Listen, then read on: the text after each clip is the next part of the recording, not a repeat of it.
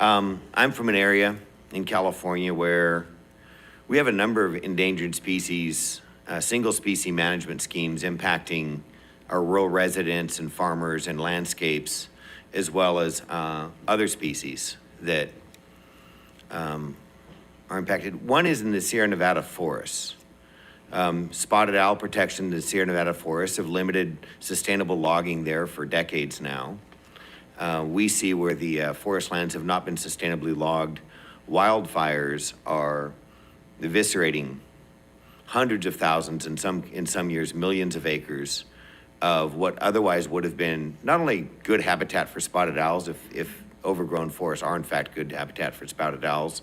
I don't think the science any longer agrees with that, but also impacting many other species, as well as human safety and welfare. The whole Central Valley being smoked up with forest fires and air quality issues. We've now got the state of California telling employers that they're responsible for the air quality their employees breathe while in the Central Valley and while these forest fires are underway. We've had many human deaths over in Sonoma County, up in Paradise, up in Yuba County, all through the state.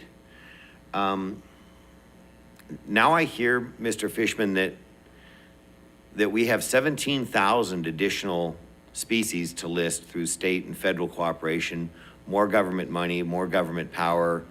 How do we convince ourselves in rural America that humans aren't species number 17,001 when it comes to prioritization and welfare?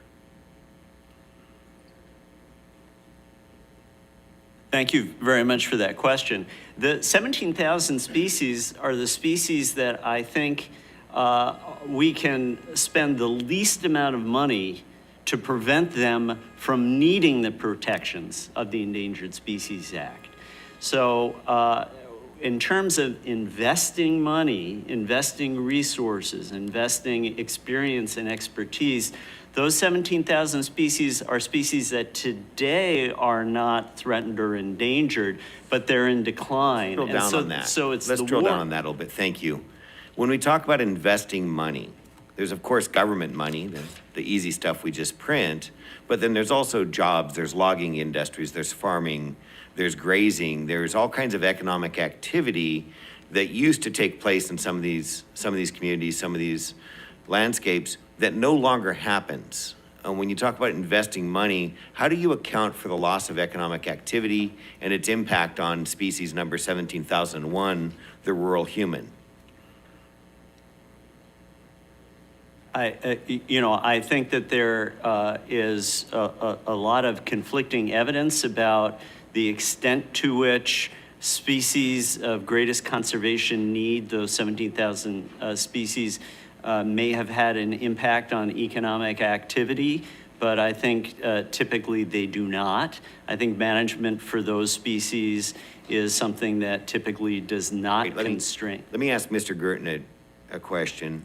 The Delta smelt. You seem broadly familiar with Fish and Wildlife Service's efforts. The Delta smelt in California, haven't seen one in 2 or 3 years. Didn't know how important it was to begin with, honestly. But we've still had hundreds of thousands of acres of California farmlands and urban and rural landscapes go dry during droughts because of smelt restoration conservation efforts. Has that been a good investment? Has that been a successful investment? And if not, what efforts can we engage now to do better and if not save the smelt, lessen human impacts, and what's underway?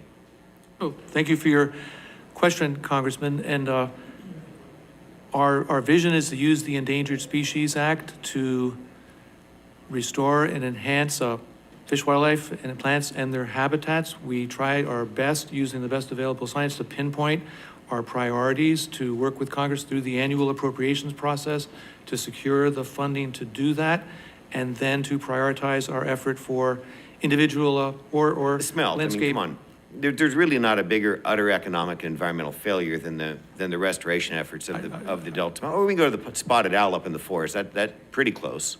When do you guys just say, hey, that didn't work, let's stop, and stop impacting humans and other species and other landscapes until we have at least a pilot program that shows some promise? Sure, so should I continue, Mr. Chairman?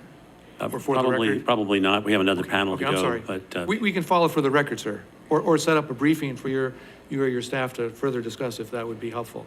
Appreciate that. You bet. thank you. I ask unanimous consent that the gentleman from Kansas, Representative Mann, be allowed to participate in the day's hearing.